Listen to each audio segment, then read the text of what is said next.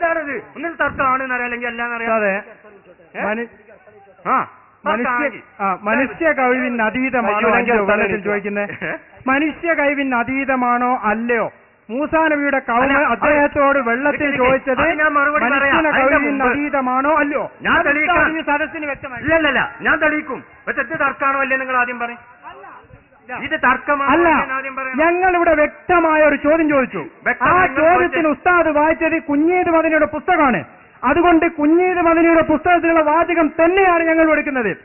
മനുഷ്യ കഴിവിന് അതീതമാണോ അല്ലയോ മൂസാ നബിയുടെ കൗമ വെള്ളത്തിന് ചോദിച്ചത്? ഉസ്താദ് മറുപടി അത് തർക്കമാണെന്ന് അംഗീകരിച്ചു അല്ലേ? അല്ലേ, തർക്കമാണെന്ന് അംഗീകരിച്ചല്ലോ എന്നല്ലേ ഇപ്പൊ എന്റെ അർത്ഥം? അല്ലെ, ഇത് ഇതിന്റെ തർക്കം അംഗീകരിച്ചു അല്ലെ? ഇനി ആയത്തിൽ നിങ്ങൾ എത്തോർന്നോ പറയൂ, ഞങ്ങളോട് പറഞ്ഞതുപോലെ നിങ്ങൾ പറയൂ, മനുഷ്യ കഴിവിന് അതീതമാണോ അല്ലയോ? ആ വെള്ളത്തിന് ചിരിച്ച് കഴിച്ചതുകൊണ്ടൊന്നും കാര്യമില്ല ഉസ്താദേ. വെള്ളത്തിന് മൂസാ നബിയുടെ കൗമ ചോദിച്ചത് മനുഷ്യ കഴിവിന് അതീതമാണ്. എന്തെങ്കിലും പറഞ്ഞത് കൊണ്ടൊന്നും രക്ഷപ്പെടൂല. അതുകൊണ്ട് വ്യക്തമായ ഉത്തരം പറയാ. എന്താ ചോദ്യം? ചോദ്യം ശ്രദ്ധിക്കുങ്ങള്. ചോദ്യം ചോദ്യം നിങ്ങൾ ഉസ്താദ നിങ്ങൾ ഉത്തരവ് മറന്നു പോകരുത്. അപ്പൊ ചോദ്യം ശ്രദ്ധിക്കുക. മൂസാ നബിയുടെ കൗമ തീഹ് മരുഭൂമിയിൽ വെച്ച് വെള്ളത്തിന് മൂസാ നബിയോട് ചോദിച്ചത് അത് മനുഷ്യ കഴിവിന് അതീതമാണോ അല്ലയോ? അതെ. അപ്പൊ ഇതിലുള്ള തർക്കം അത് ഉസ്താദ് അല്ലല്ല, ഉസ്താദ് മറുപടി പറയാത്തത് മനുഷ്യ കഴിവിന് അതീതമാണോ അല്ലയോ? ആ ചോദ്യം എന്റെ ചോദ്യം അതാണ്. അതിന് ഉസ്താദ് മറുപടി പറയൂ. പറയാ സാഹിബേ. അതിന് ഇവിടെ എന്താ ഞാൻ ചോദിച്ചത്? നിങ്ങൾ ചോദിച്ചതിനെല്ലാം മറുപടി പറയാൻ ഞാൻ പറഞ്ഞില്ലേ. ആദ്യം ഈ എഴുതിയത് തർക്കത്തിലിരിക്കുന്ന ഇസ്തിഹാസയുടെ നിർവചനത്തിന് ശേഷമാണ് ആ എഴുത്ത് നിങ്ങൾ കൊണ്ടുവന്നത്. ആണോ അല്ലേ? ചോദ്യത്തിന് ശേഷമാണ് നിങ്ങൾ ആ എഴുത്ത് കാണിച്ചത്. നിങ്ങൾ വിഷയാവതരണത്തിൽ അത് കാണിച്ചിട്ടില്ല. വിഷയാവതരണത്തിൽ കാണിച്ചിട്ടിരുന്നെങ്കിൽ അത് പറയാമായിരുന്നു. പക്ഷേ എന്റെ ചോദ്യം എന്താണെന്നറിയോ? നിങ്ങൾ പറഞ്ഞു മനുഷ്യ കഴിവിന് അതീതമായ കാര്യങ്ങളിൽ എന്ന് കുഞ്ഞീദ് മദനി എഴുതി വെച്ചിരിക്കുന്നു. ശരി, മനുഷ്യ കഴിവിന് അതീതമാണോ അല്ലയോ മൂസാ നബി അലൈഹിസ്സലാമിന്റെ കൗമിയെ വെള്ളത്തിന് ചോദിച്ചത്? ഉസ്താദ് ഉത്തരം പറയൂ.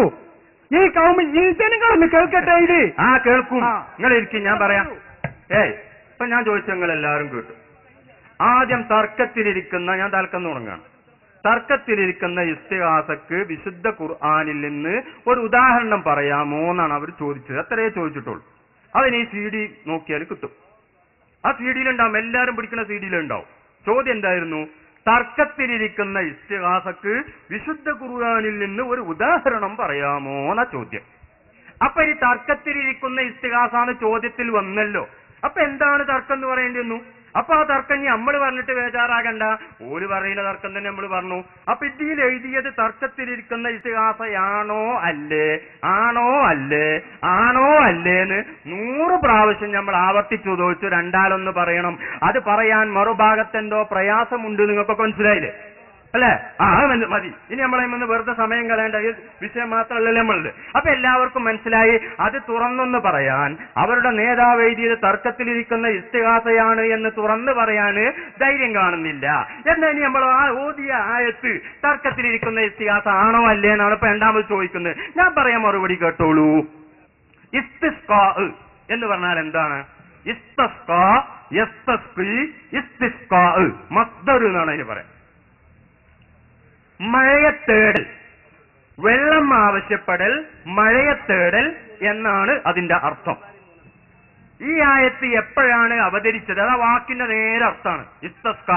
അത് മീസാൻ അജ്നാസ കോതിയ കുട്ടികൾക്കൊക്കെ അറിയും. ഇസ്തസ്ക എന്ന് പറഞ്ഞാൽ മഴയെ തേടി വെള്ളം ആവശ്യപ്പെട്ടു എന്നാണ് അതിന്റെ അർത്ഥം. ഇനി ഞാൻ പറയുന്ന മറുപടികൾ കേൾക്കി. ഇനി ഈ ആയത്ത് ഇറങ്ങിയത് എപ്പോഴാണ്? എന്റെ സമയവും സന്ദർഭവും ഞാൻ എന്റെ പ്രസംഗത്തിൽ നേരത്തെ പറഞ്ഞിരുന്നു. ഓരോ ആയത്തിന്റെയും സമയവും സന്ദർഭവും മനസ്സിലാകുമ്പോഴാണ് ആ ആയത്തിന്റെ ആശയം പൂർണ്ണമായും മനസ്സിലാക്കാൻ കഴിയുക. ഇതെല്ലാവരും അംഗീകരിക്കുന്ന ഒരു തത്വമാണ്.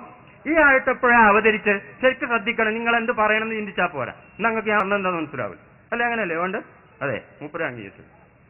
അത് മാന്യത അതാണ്. മാന്യത അതാണ്. അങ്ങനെ മാന്യന്മാരെ അംഗീകരിക്കും. അതിൽ നമുക്ക് സന്തോഷമേ ഉള്ളൂ. ഇനി ഇതിന്റെ സന്ദർഭമാണ് ഞാൻ വിവരിക്കാൻ പോണത്. തീഹ് എന്ന് പറഞ്ഞ ഒരു മരുഭൂമിയാണ്. തീഹ് എന്ന് പറഞ്ഞ മരുഭൂമിയാണ്. അവിടെ കിണർ കുത്തി വെള്ളം കിട്ടാനുള്ള സംവിധാനം അവിടെ അല്ല. ഒരാളും പൈപ്പും അവിടെ ഫിറ്റ് ചെയ്തിട്ടില്ല. അതുപോലെ തന്നെ ഇനിയുള്ള കൂൾബാറിന്റെ കടകളും അവിടെ ഉണ്ടോ? അതും ഇല്ല. ഇവർ എത്ര കൊല്ലാണ് അവർ ചുറ്റിത്തിരിഞ്ഞ്? ഖുർആൻ പറയുന്നുണ്ട് ആയത്തിൽ ഒരുപാട് കൊല്ലം ഇങ്ങനെ ചുറ്റിത്തിരിഞ്ഞിക്കുക. ഒരുപാട് കൊല്ലം രാവിലെ പുറപ്പെടും, വൈകുന്നേരം രാവിലെ പുറപ്പെട്ട സ്ഥലത്ത് തന്നെ എത്തും. അങ്ങനെ ഒരുപാട് കാലത്തിന് 40ഓളം കൊല്ലാണെന്ന് എനിക്ക് തോന്നുന്നത് അവരിങ്ങനെ ചുറ്റിക്കറങ്ങിയിട്ടുണ്ട് തീഹ് എന്ന മരുഭൂമിയിൽ. അപ്പോഴാണ് ജനങ്ങൾക്ക് ആവശ്യം വെള്ളത്തിന് വല്ലാതെ വെള്ളം, ഉള്ള വെള്ളം മുഴുവൻ തീർന്നുപോയി. ഇനി വെള്ളത്തിന് അവിടെ യാതൊരു ഒപ്പില്ല. അപ്പോഴാണ് മൂസാ നബിനോട് പോയിട്ട് ദാഹിച്ച അവശരായ ആളുകൾ വെള്ളം ചോദിക്കുന്നത്. അപ്പൊ വെള്ളം ചോദിക്കുമ്പോൾ ഈ മൂസാ നബിയിൽ നിന്ന് ധാരാളം അമാനുഷിക സിദ്ധികൾ കണ്ട് പരിചയമുള്ള ആളുകളാണ് വെള്ളം ചോദിക്കുന്നത്. ആ വെള്ളം ചോദിക്കുന്ന സമയത്ത് ദാഹിച്ച് വെള്ളം ചോദിക്കുമ്പോ സാധാരണ മാർഗത്തിലെ തന്നാ മതി കേട്ടോ, അഭൗതിക മാർഗത്തിലൂടെ തരരുത്, സാധാരണ മാർഗത്തിലൂടെ തന്നാ മതി, അഭൗതിക മാർഗത്തിലൂടെ തരരുതേ തരരുതേ തരരുതേ എന്നാരോ വെള്ളം ചോദിക്കും.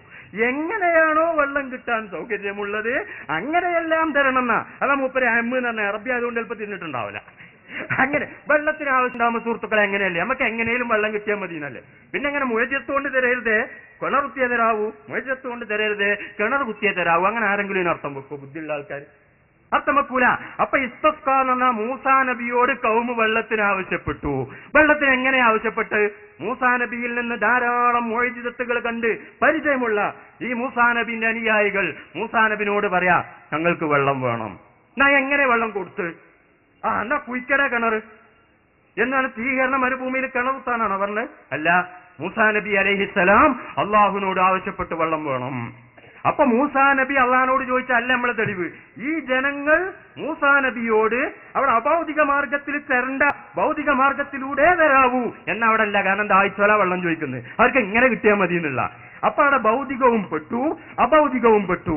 ഇനി ഭൗതികം മാത്രമേ പെടൂ, അഭൗതികം പെടില്ല എന്നെങ്കിൽ അതിനാണ് തെളിവ് വേണ്ടത്. അത് നിദാനശാസ്ത്രം പഠിക്കണം. ഖുർആനിലോ സുന്നത്തിലോ വന്ന അമ്മായ പ്രസ്താവനകൾ മറ്റു തെളിവുകളില്ലാത്ത കാലത്തോളം അമ്മായിട്ട് തന്നെ വെക്കണമെന്നാണ് നിദാനശാസ്ത്രം. എന്ന് പറഞ്ഞാൽ മുഫസ്സിരീങ്ങൾക്കൊരു പൊതു തത്വമുണ്ട്, അതിനാണ് നിദാനശാസ്ത്രം. അതെന്താണ്? ഖുർആനിൽ പൊതുവായൊരു പ്രസ്താവന വന്നാൽ അത് പൊതുവായിട്ട് തന്നെ വെക്കണം. ചിലത് അതിനെ ഒഴിവാക്കണമെങ്കിൽ അതിനാ തെളിവുണ്ട്. അതേ സമയത്ത് എല്ലാം പെട്ടു എന്നുള്ളതിന് തെളിവേണ്ട, ഒഴിവാക്കണമെങ്കിൽ ആ തെളിവുണ്ട്. അപ്പൊ ദാഹിച്ച ആളുകൾക്ക് വെള്ളം വേണം. എങ്ങനെ? മുഴജത്തോണ്ട് തരരുതട്ടോ, കിണറുക്കോ അല്ലെങ്കിൽ പീടി പോയിട്ട് വാങ്ങിയേ തരാവൂ. അങ്ങനെ ദാഹിച്ചോലാരെങ്കിലും നിബന്ധന വെക്കും? അങ്ങനെ നിബന്ധനല്ല. അതുകൊണ്ട് എങ്ങനെയാണോ വെള്ളം കിട്ടേണ്ടത് അങ്ങനെ വേണ്ട. അപ്പൊ പടച്ചവനോട് ചോദിച്ചു, ആ വടിണ്ടല്ലോ അടിക്കൂ, വടി കൊണ്ട് പാറക്കല്ലിൽ അടിച്ച് വെള്ളം കൊടുക്കാന്നുള്ള ഭൗതിക അഭൗതിക. എന്നാ ഈ മരത്തിലടിച്ച് മൗലവിന്ന് തരും വെള്ളം ഞങ്ങൾക്കൊന്ന് കാണും. ഈ മരത്തിലടിച്ച് മൗലവി വെള്ളം തരട്ടെ, ഞാൻ മൗലവിനോട് വെള്ളം ചോദിക്കാം, ഒന്ന് തെരുവ് വെള്ളം മരത്തിലടിച്ച് കഴിയോ? ഇല്ല. അതേ സമയത്ത് ആ കൂൾബാർ പോയി വാങ്ങിത്തരാൻ കഴിയും. അപ്പോഴേ ദാഹിച്ച ആളുകളാണ് ചോദിച്ചത്, അവരിന്ന മാർഗം എന്ന് നിബന്ധന വച്ചില്ല എന്ന സാഹചര്യ തെളിവ് കൊണ്ടും അതിൽ നിന്ന് അത് ഒഴിവാക്കണം എന്നതിന് മറ്റു തെളിവുകളില്ലാത്തത് കൊണ്ടും ഭൗതികവും അഭൗതികവുമായ എല്ലാ കാര്യങ്ങളും അതിൽ ഉൾക്കൊണ്ടിട്ടുണ്ട്. അതുകൊണ്ട് കുഞ്ഞീരും അതിന് എഴുതിയ ഈ നിർവചനം നിങ്ങൾ അംഗീകരിച്ച സ്ഥലക്ക് 100% നിങ്ങളുടെ ചോദ്യത്തിന് മറുപടി തന്നെയാണ് സുഹൃത്ത് പറഞ്ഞിട്ടുള്ളത് എന്ന് സാന്ദർഭികമായി ഞാൻ ഓർമ്മപ്പെടുത്തുന്നു. ഇനി എന്തോ പറഞ്ഞാ പോരാ, ഞാൻ പറഞ്ഞതിനെ ഗണ്ണിക്കണം. എങ്ങനെ ഗണ്ണിക്കണ്ട്? അവമാനം പഠിക്കാം, കുറെയൊക്കെ മന്തി കോതി പഠിക്കണം. എങ്ങനെ ഗണ്ണിക്കണ്ട്? ഒന്നുകിൽ ഗണ്ണിക്കണം, ഇവിടെ ഭൗതികം ഒഴിവാക്കിയാണ് അവർ ചോദിച്ചതെന്നുള്ളതിന് തെളിവ് പറയണം. അങ്ങനെയാണ് പറഞ്ഞാൽ പോരാ, തെളിവ് പറയണം. അല്ല എന്നുള്ളതിന് ഞാൻ ബുദ്ധിപരമായി തെളിവ് പറഞ്ഞു, സാഹചര്യം കൊണ്ടുള്ള തെളിവ് പറഞ്ഞു. ഇനി അതിനെ ഗണ്ണിക്കാതിയിൽ ഏത് പെടൂല? അഭൗതികതയിൽ പെടൂല, ഭൗതികേ പെടൂ എന്നതിന് ഇങ്ങാഞ്ഞ് തെളിവ് പറയണ്ടേ, ഞങ്ങളല്ല. അപ്പൊ അതിനുള്ള തെളിവ് പറയണം. ഒന്ന്, ഇനി ഈ ചോദ്യത്തെ ഗണ്ണിക്കാനുള്ള ശൈലിയെ ഞാൻ പഠിപ്പിക്കുന്നു. അപ്പൊ ആ ഗണ്ണനം പഠിയത്, അതിനാണ് മന്തിക്ക് പഠിക്കണം എന്ന് പറയുന്നത്. അപ്പൊ എന്ത് വേണം? എങ്ങനെ ഗണ്ണിക്കണം? ജനങ്ങൾക്കൊക്കെ മനസ്സിലായി. ദാഹിച്ച ആളുകൾ വെള്ളം ചോദിക്കുമ്പോ എങ്ങനെയാലും മണ്ടിലെ വെള്ളം കിട്ടണം. അത് ആരോടാ ചോദിക്കുന്നത്?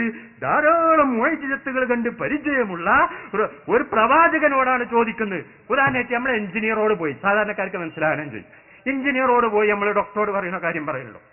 എഞ്ചിനീയറോട് അയാൾക്ക് കഴിയുന്ന കാര്യം പറയും, ഡോക്ടറോട് ചോദിക്കുമ്പോൾ അയാൾക്ക് കാര്യം കഴിയണ പറയും. ഡോക്ടറോട് പോയി ആരെങ്കിലും ചായ കഴിക്കലുണ്ടോ?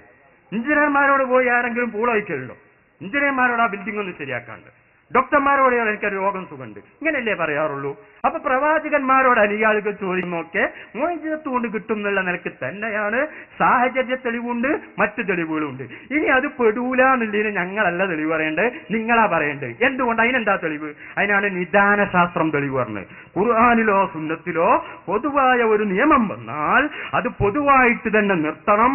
അതിൽ നിന്ന് ഒഴിവാക്കാനുള്ള തെളിവുകൾ ഇല്ലാത്ത കാലത്തോളം, അല്ലെങ്കിൽ ഒഴിവാക്കാനുള്ള തെളിവുകൾ നിങ്ങളെ സദസ്യക്ക് ഓതിക്കൊടുപ്പിച്ചുകൊണ്ട് നിങ്ങളുടെ മാന്യത തെളിയിക്കേണ്ടതാണ് എന്ന് ഈ സമയത്ത്